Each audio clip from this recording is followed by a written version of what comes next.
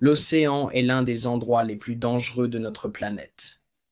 Bien que le nombre exact de personnes disparues en mer chaque année soit inconnu, il a été déterminé qu'entre 1500 et 2000 marins disparaissent chaque année, tandis qu'environ 400 personnes ont disparu des navires de croisière au cours des 20 dernières années.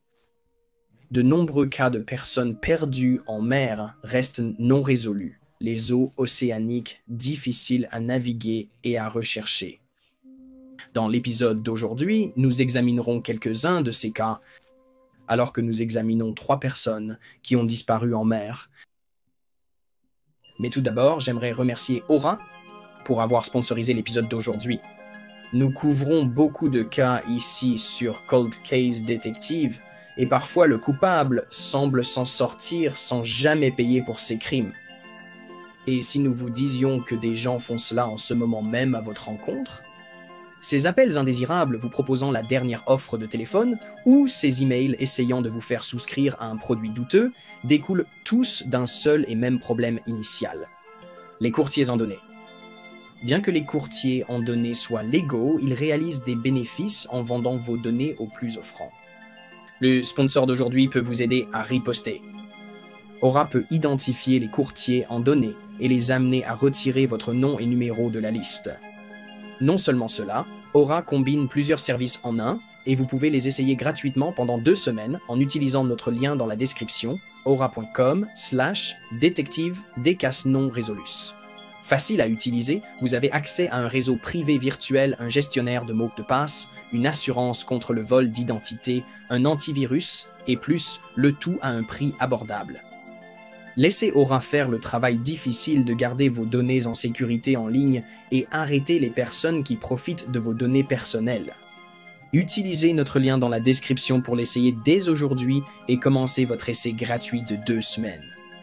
Jetez un œil et voyez combien de vos données sont là-bas et disponibles sur le dark web. Prenez le contrôle de vos données avec Aura.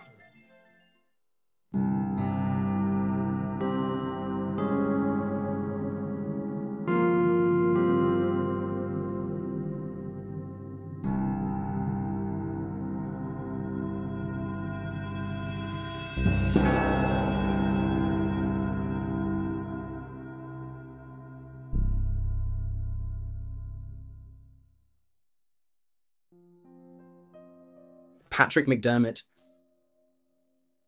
Patrick Kim McDermott est né à Séoul, en Corée du Sud, en septembre 1956.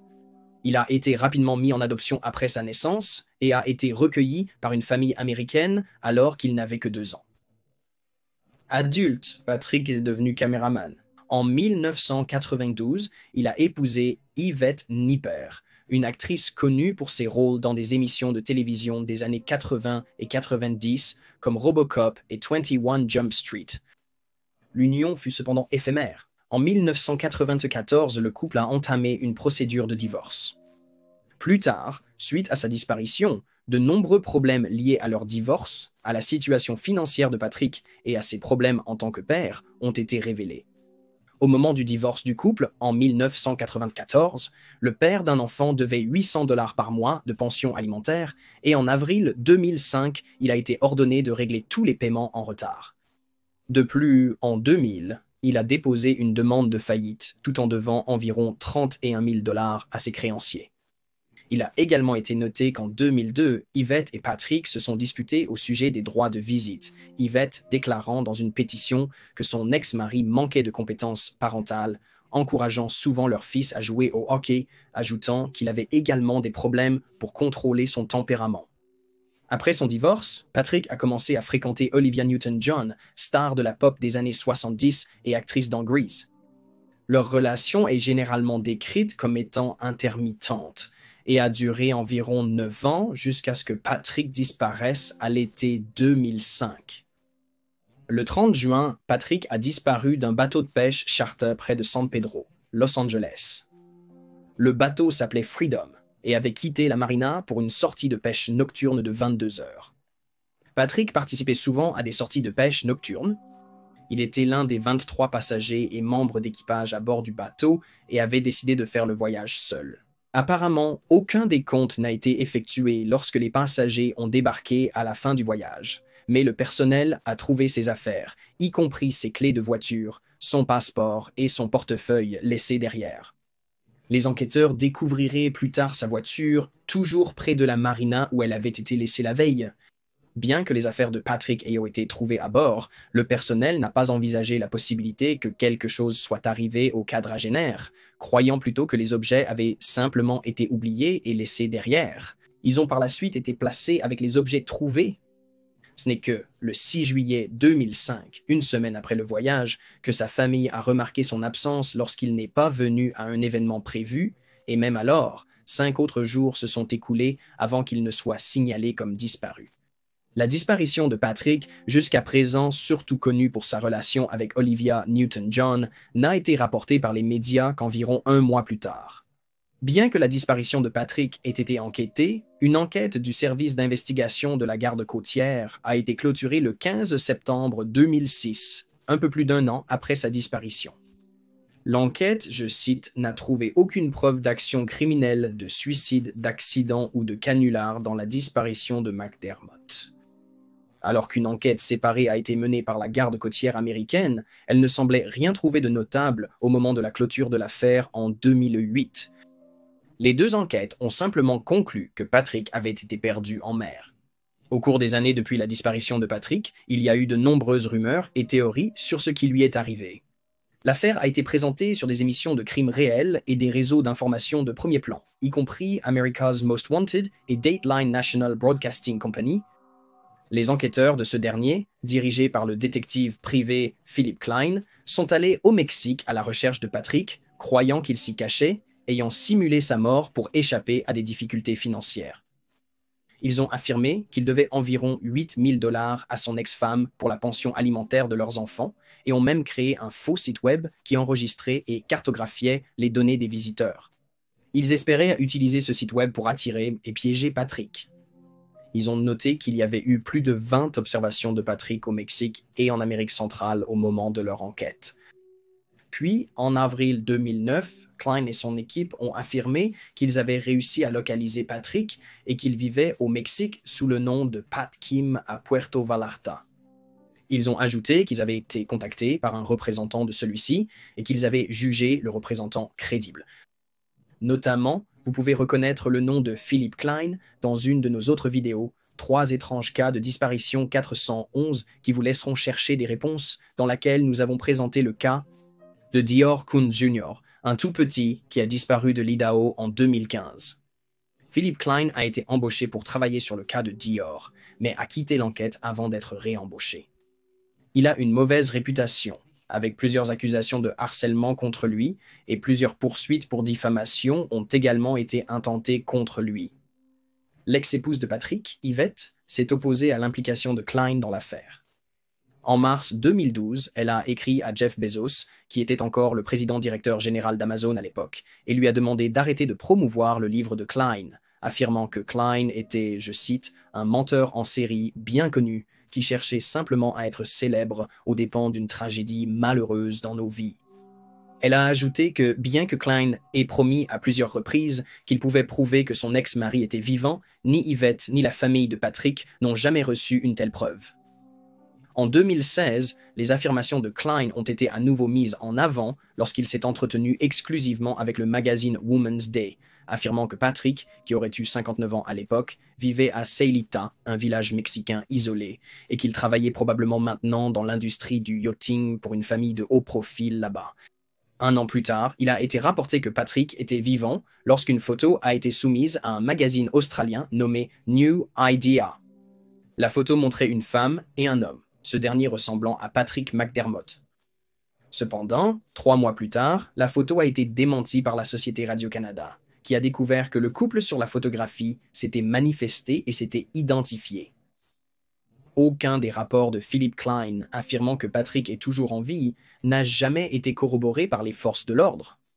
Il est toujours considéré comme une personne disparue.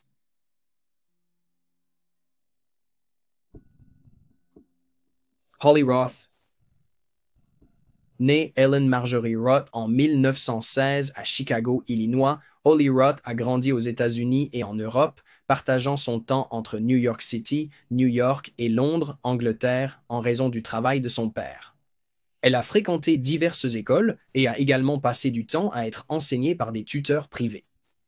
Bien qu'elle ait souvent déménagé d'un État à l'autre, elle se considérait comme une New-Yorkaise et finirait par obtenir son diplôme de la James Madison High School dans l'arrondissement de Brooklyn. Elle a continué à étudier dans plusieurs universités avant d'obtenir une licence en art. Pendant un court moment, Holly a travaillé comme mannequin, mais elle a rapidement trouvé un emploi en tant qu'écrivaine et rédactrice pour des journaux et des magazines. Elle a finalement commencé à écrire son premier livre, The Content Assignment, qui en 1953 a été publié en forme condensée sous le titre La fille qui a disparu. Holly continuera à écrire plusieurs autres livres et nouvelles dans les genres de la fiction d'espionnage et de la fiction policière, travaillant sous les pseudonymes P. J. Merrill et K. G. Ballard, trouvant un certain succès.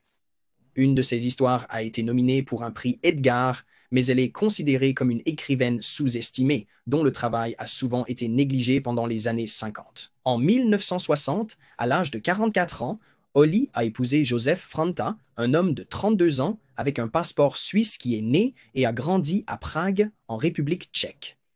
Le couple s'est rencontré à Genève, en Suisse, quand Joseph travaillait à l'Organisation internationale du travail. Plus tard, cette année-là, Joseph a acheté un ketch de 49 pieds, un type de voilier nommé le Visa, pour lequel il a payé 8 500 $. Le Visa avait été construit en Norvège en 1912 et pesait 25 tonnes. Joseph a par la suite mis le bateau au nom de sa femme, et Holly a dépensé environ 20 000 $ en rénovation. Le frère de Holly, Frank, qui a vu sa sœur pour la dernière fois juste avant qu'elle ne se marie, a noté que le couple nouvellement marié a passé du temps à vivre à Paris et à Majorque pendant plusieurs années, mais a passé la dernière année de sa vie à vivre à bord du Visa. Elle a écrit à son éditeur à la fin de 1963 en déclarant « Nous essayons constamment de traverser l'océan. Une chose ou une autre nous arrête, mais nous restons assez heureux. » Dans une autre lettre, une écrite à son frère le 30 mars 1964, elle prétendait que bien qu'elle voulait rentrer chez elle à New York, son mari avait beaucoup de mal à entrer aux États-Unis car l'Agence centrale de renseignement le mettait sur liste noire. Plusieurs mois plus tard, le 8 octobre, Holly et son mari ont quitté Gibraltar, prévoyant de faire le voyage vers les îles Canaries avec le Visa. Mais 2 jours plus tard, le temps a changé et ils se sont retrouvés pris dans une tempête, compliquant les choses. Puis, vers 4 heures du matin, le 11 octobre, Holly a disparu. Joseph a déclaré que le couple se trouvait à 20 miles au nord de Safi, une ville de l'ouest du Maroc, quand une force a soudainement secoué le bateau, le projetant contre le mur sous le pont à ce moment-là. Holly avait été sur le pont quand il s'est précipité pour vérifier son état. Il a remarqué un voilier gris de 45 pieds de long s'éloignant du Visa. Joseph croyait avoir vu quelqu'un dans l'eau portant un gilet de sauvetage et a appelé, mais n'a reçu aucune réponse. Il a ensuite dirigé le bateau dans la direction du corps et a jeté un garçon, mais en vain. Il a ensuite attaché une ligne à lui-même 2 fois et est descendu dans l'eau pour essayer de localiser Holly, mais il n'a pas réussi à la trouver. De retour sur le bateau, il a tiré des fusées éclairantes et un pistolet pour attirer les bateaux de pêche repérés plus tôt, puis a contacté Safi par radio. Personne n'est venu immédiatement à son secours ou à celui de Holly. Ce n'est que vers midi qu'un chalutier est arrivé et que le Visa a été remorqué jusqu'à la ville. Plusieurs bateaux ont cherché Holly dans la zone où elle est supposée être tombée par-dessus bord, mais aucune trace d'elle n'a été trouvée. Un rapport ultérieur a répertorié la quadragénaire comme étant décédée suite à un accident présumé perdu en mer et noyé. Le mois suivant, une source au département d'État américain a noté que l'enquête sur la disparition de Holly était toujours ouverte, bien qu'il ait été rapporté que la police marocaine avait clos l'affaire 2 jours plus tard, qualifiant sa mort d'accidentelle. Joseph est resté au Maroc pendant un court moment après, essayant de vendre le Visa, qui avait subi près de 6 000 $ de dommages lors de la prétendue collision avec l'autre voilier. Il n'est pas clair si Joseph a jamais réussi à vendre le Visa ou ce qui lui est arrivé après la disparition de Holly. Le corps de Holly reste introuvable.